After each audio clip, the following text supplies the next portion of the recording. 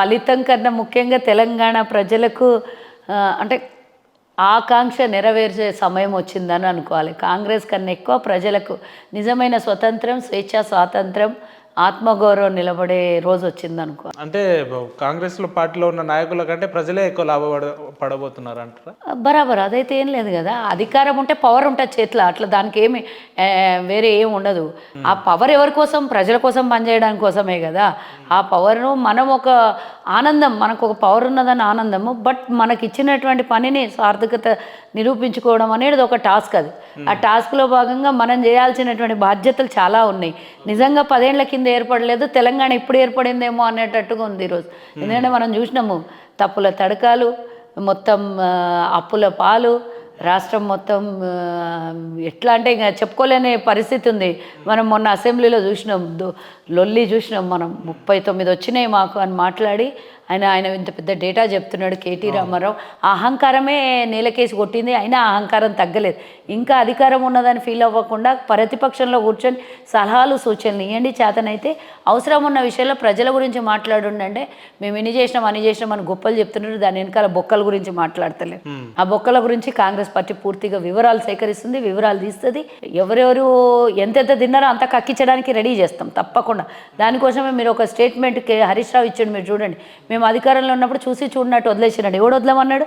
తప్పు చేసిన 1000 మంది అయినా సరే, ఒక్కోలైనా సరే ఎవరిని వదలొద్దు. తప్పు చేయనోనికి ఒక్క శిక్ష పడడం ఎంత అన్యాయమో, తప్పు చేసినోని వదిలేయడం కూడా అంతే అన్యాయం. నువ్వు నిజంగానే కాంగ్రెస్ వాళ్ళు తప్పు చేసినప్పుడు మా కార్యకర్తలు, మేము మా నియోజకవర్గంకి మీరు వస్తుంటే మా కార్యకర్తల్ని నిర్బంధించారు మీరు, అట్లాంటిది మీరు మమ్మల్ని వదులుతారా?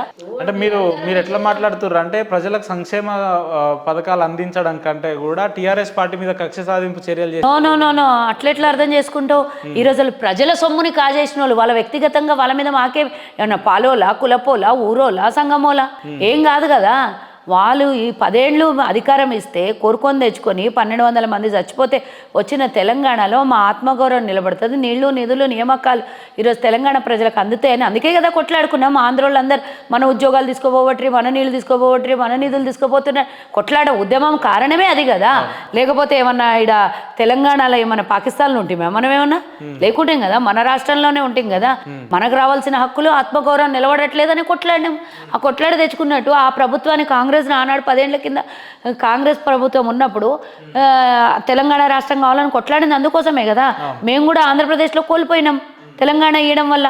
మాకు ఇక్కడ ఉన్నటువంటి ఎంపీలు ఆ రోజు కొట్లాడినరు, పెప్పర్ స్ప్రే కొట్టినా కూడా భరించి ఆ రోజు తెలంగాణ ఇచ్చిండ్రు. ఈ 2 ఎంపీల వల్ల తెలంగాణ రాలేదు.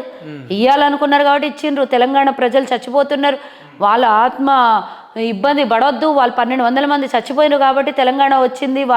వాళ్ళ బాధను ఇంకా తట్టుకోలేక ఒక తల్లి అయినటువంటి సోనియా గాంధీ ఇచ్చింది, కానీ వీళ్ళని చూసి ఇవ్వలేదు. కానీ అయినా కానీ తెలంగాణ ప్రజలు వాళ్ళని నమ్మి ఓటేసిండ్రు. మేము తెలంగాణ తెచ్చినాం, సావు నోట్ల తలకాయ పెట్టినామంటే ఇచ్చిండ్రు. ఇచ్చినప్పుడు ఇప్పుడు నేను ఈ 10 ఏళ్ల గురించి 10 ఏళ్ల ముందుది కథ మాట్లాడట్లేదు. ఎన్నిసార్లు మేము ఉద్యమం చేసి సావు నోట్ల తలకాయ తెచ్చిపెట్టి అని తెచ్చుకునే మాట వద్దు. ఇప్పుడు మనం ఏం చేసినాం 10 ఏళ్లలో? మనం ప్రజలకు నువ్వు పని చేసినప్పుడు ఒక 10 రూపాయలు ఆశించి తిను, కానీ 10 రూపాయలు కూడా సేవ చేయకుండా 90 రూపాయలు తినేస్తే ఎట్లా? ఇప్పుడు అది నువ్వు సేవకునివి, కానీ పాలకులు అనేటోళ్ళు సేవకులు, యజమానులు కాదు. అది గురించి మేమైనా ఈరోజు ఉన్నటువంటి కాంగ్రెస్ పార్టీ అయినా మేము సేవకులము, మీకు పనిచేయడం కోసం వచ్చిన పనులం అంతే. కానీ మేము నాయకులము ఎట్లా పనిచేసే సేవకులం, కానీ మేము ఓనర్లం కాము. అది గుర్తుంచుకోవాలి. మేమైనా సరే, మీరైనా సరే. 10 ఏళ్ళుగా ఏం చేసిందో మాట్లాడాలి, చెప్పాలి టీఆర్ఎస్ పార్టీ అంటున్నారు కదా. 10 ఏళ్ళుగా ప్రజలకు ఏ న్యాయం చేయలేదంటారా టీఆర్ఎస్ పార్టీ? ఎందుకు చేయలేదు? మన ప్రతి బోర్డు, మన వెహికల్కి ఉన్న ప్రతి బోర్డు మార్చినప్పుడల్లా ట్యాక్స్ కట్టేసి బోర్డు కట్టించుకున్నాం తెలంగాణ అని. మనం నడిచిన రోడ్లకు ట్యాక్సులు ఇచ్చినాము. మనం రోడ్డు మీద పోతుంటే 50 రూపాయలు 100 రూపాయల చాలానా బదులు 250 నుంచి 1500 వరకు మనమే చాలానా కట్టినాం.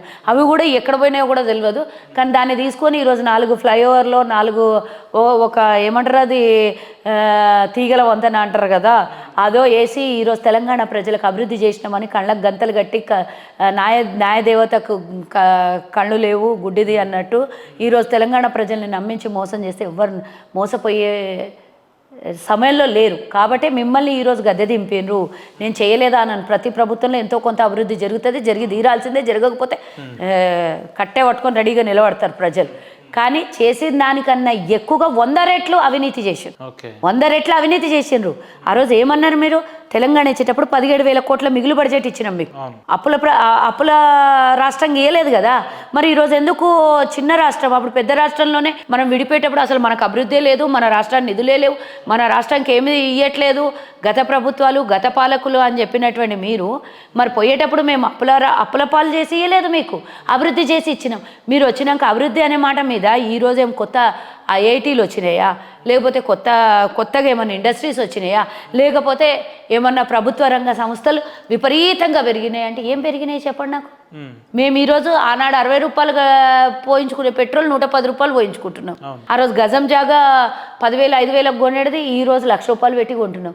మరి ఏం మారినట్టు? సరే, ఇప్పుడు కాంగ్రెస్ పార్టీ అధికారంలోకి వచ్చింది కదా, 110 రూపాయలు పెట్రోల్ 60 రూపాయలు చేస్తారా? మరి మేము చేస్తామని చెప్పలేదు. ఒకసారి ఇప్పుడు రాష్ట్రం కాదు, కేంద్రంలో అధికారం వచ్చినాక అప్పుడు ఎట్లా స్టేబుల్గా తీసుకురావాలో అట్లా చేస్తాం. అప్పుడు ఇప్పుడు మేము రాష్ట్రంలో నేను 60 రూపాయలు చేస్తానంటే సెంట్రల్ గవర్నమెంట్కి ట్యాక్స్ వాడు ఇడుస్తాడా? ఇడవాడు కదా.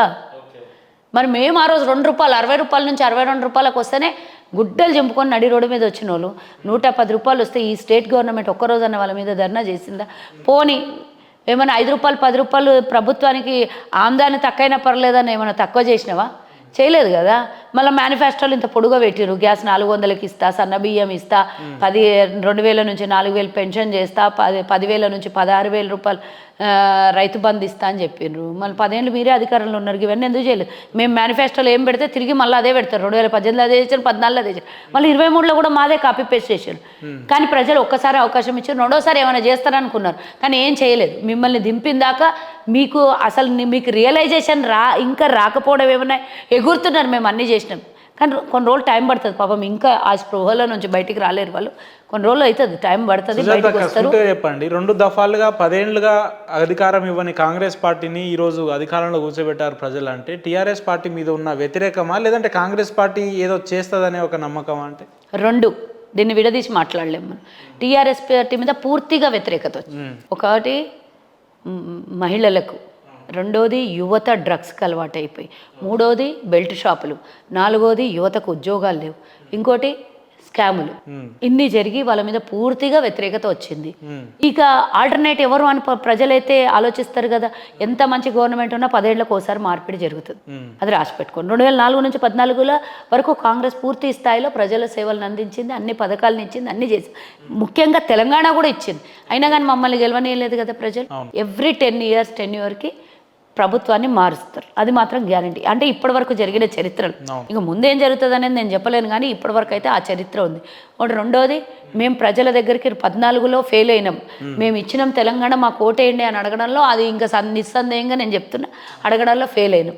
18లో కూడా పూర్తి స్థాయిలో చేసుకోలేకపోయినాం. ఈసారి సోనియా గాంధీ గారు ఇప్పటికి కూడా ఇంత మోసం చేసిన టీఆర్ఎస్ మేము పార్టీని విలీనం చేస్తాము, తెలంగాణలో కాంగ్రెస్తో కలిపి మేము విలీనం చేసేసి పార్టీలో జాయిన్ అవుతామని చెప్పిన తర్వాత సోనియా గాంధీ గారికి తెలంగాణ వస్తుంటే రెడ్ కార్పెట్ వేసి స్వాగతం పలకాల్సిన వాళ్ళు కనీసం సభ పెట్టుకోవడానికి అనుమతి ఇవ్వలేరు. అది తెలంగాణ ప్రజల లోపల చాలా వెళ్ళిపోయింది. ఎందుకంటే ఆమె ఏం అడిగింది, తెలంగాణ వచ్చిన తర్వాత ఏ సభల్లోనైనా నేను ఇచ్చిన నాకెందుకు ఇయ్యరని ఎక్కడన్నా నాకు ఒక్క వాయిస్ చూపియండి. మొన్న రిక్వెస్ట్ చేసుకున్నారు అంతే. ఏమని?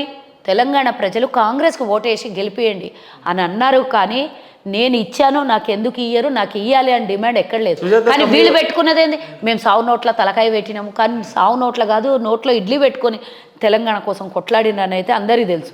కానీ ప్రతిసారి అదే బ్లాక్మెయిల్ చేసారు కదా. ఎన్నిసార్లు ఆ బ్లాక్మెయిల్ సెంటిమెంట్కి పడతారు చెప్పండి ప్రజలు. కానీ సోనియా గాంధీ తుక్కుగూడ సభలో పథకాలని గ్యారంటీ పథకాలని ఆవిష్కరించిపోయారు, కానీ ఆడ కూడా డిమాండ్ చేయలేదు. నేను తెలంగాణ, మేము కోల్పోయిన తెలంగాణలో కోల్పోయినా, ఆంధ్రప్రదేశ్లో కోల్పోయినాం, కేంద్రంలో కోల్పోయినాం, అయినా మీరు మాకెందుకు గెలిపేయలేదు, ఈసారి గెలిపేయండి అని డిమాండ్ మాత్రం చేయలేదు.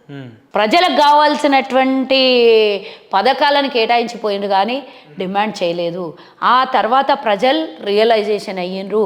మేము ఇది ఎక్కడ పెరేడ్ గ్రౌండ్లో పెట్టుకుంటాము అని అంటే అక్కడ కావాలని బీజేపీలు అనుమతి ఇవ్వకుండా రాష్ట్ర ప్రభుత్వం వాళ్ళిద్దరూ కలిసి మాకు మోడీ ప్రోగ్రాం అక్కడ పెట్టుకొని మాకు సభని అక్కడ ఇవ్వాలి. అక్కడ సభ పెట్టుకుంటామంటే ఆ స్థలాన్ని ఇవ్వలేదు. దాని తర్వాత గచ్చిబౌలికి మారుస్తామంటే ఆ గచ్చిబౌలి స్టేడియం ఇవ్వలేరు.